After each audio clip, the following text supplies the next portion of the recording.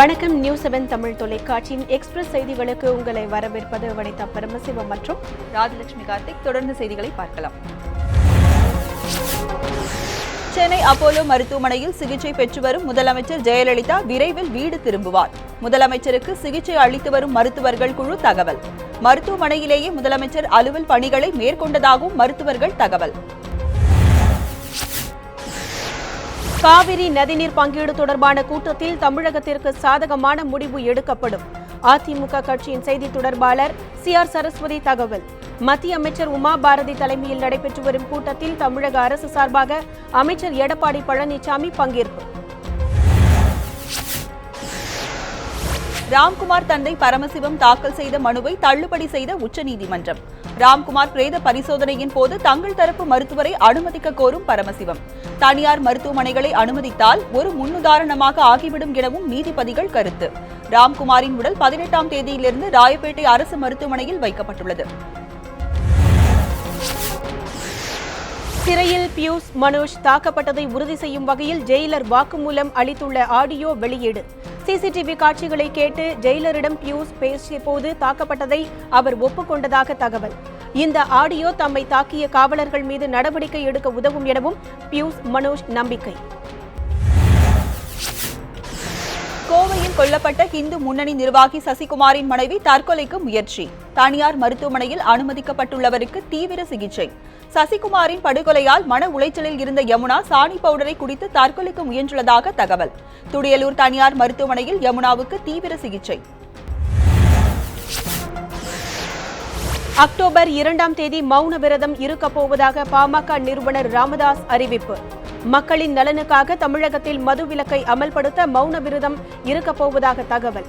காலை 9 மணி முதல் 11 மணி வரை ராமதாஸ் தலைமையில் நடைபெறவிருக்கும் மௌன விரத நிகழ்வில் குமரி அனந்தன் பங்கேற்பார் என தகவல்.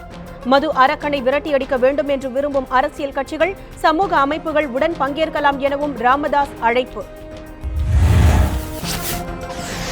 உள்ளாட்சி தேர்தலில் போட்டியிடும் தமாக வேட்பாளர்களின் பட்டியலை வெளியிட்டார் GK வாசன். 10 மாநகராட்சிகளில் போட்டியிடும் 169 வேட்பாளர்களின் முதல்கட்ட பட்டியல் வெளியீடு. அடுத்த 3 நாட்களுக்குள் முழுமையான வேட்பாளர் பட்டியல் வெளியிடப்படும் எனவும் GK வாசன் அறிவிப்பு. தமிழக உள்ளாட்சி தேர்தலை புறக்கணிப்பதாக தமிழக வாழ்வுரிமை கட்சியின் தலைவர் வேல்முருகன் அறிவிப்பு. தமிழகத்தில் காவிரியில் தண்ணீர் திறக்க மறுக்கப்படுவதை கண்டித்து நடவடிக்கை. கர்நாடகாவில் தமிழர்கள் தாக்கப்படுவதற்கும் கண்டனம்.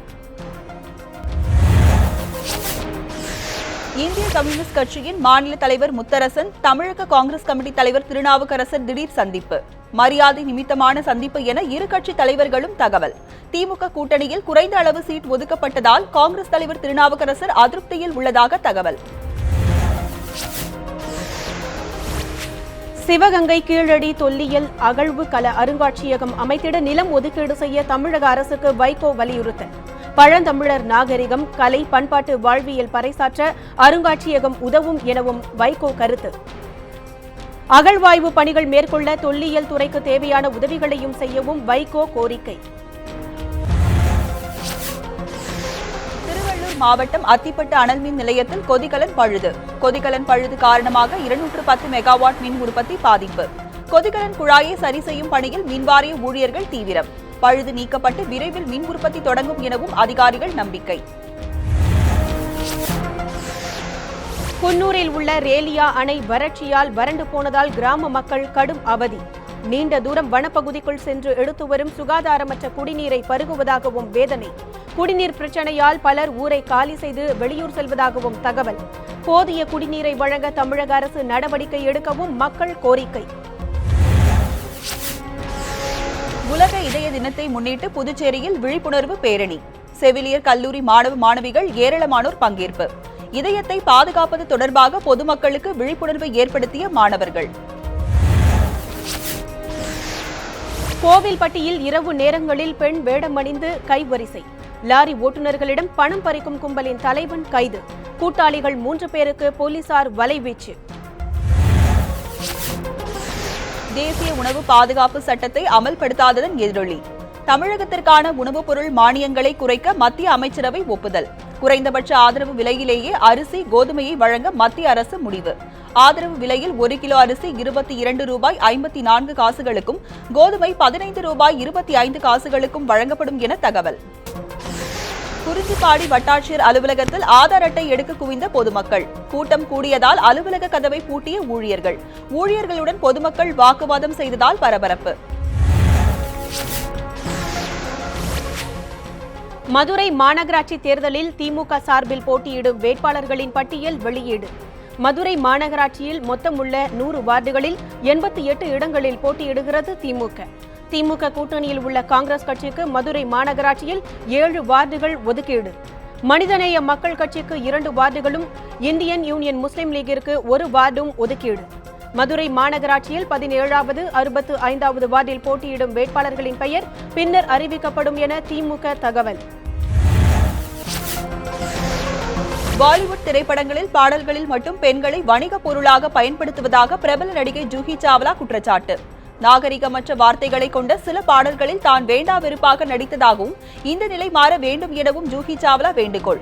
இளம் இயக்குனர் நடிகைகளுக்கு முக்கியத்துவம் அளிக்கும் கதாபாத்திரங்களாக படங்களில் சித்தரிக்க வேண்டும் எனவும் ஜூஹி கோரிக்கை. நடிகை தனிஷ்தா சாட்டர்ஜியின் நிறம் குறித்து கிண்டல் செய்த பிரபல தொலைக்காட்சி நிகழ்ச்சி ஒன்றில் நடிகை மீது நிறவெறி தாக்குதல் நடத்தப்பட்டதற்கு ரசிகர்கள் கடும் கண்டனம்.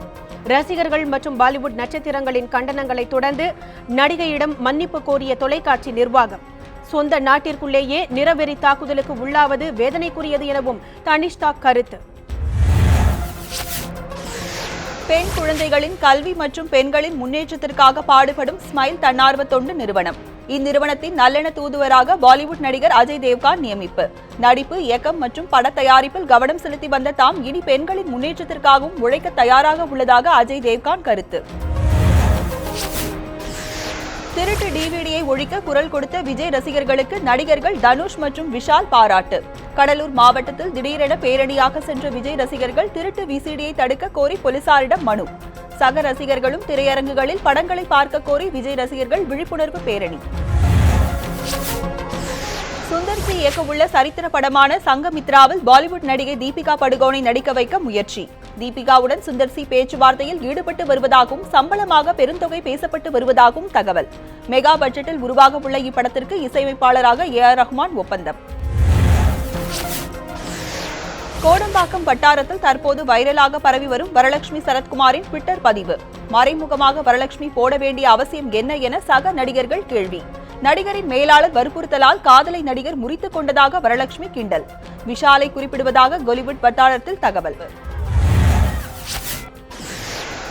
கூகுள் நிறுவனத்தால் புதிதாக அறிமுகம் செய்யப்பட்ட அல்லோ ஆப்பில் பல்வேறு சர்ச்சைகள் உருவாவதாக புகார்.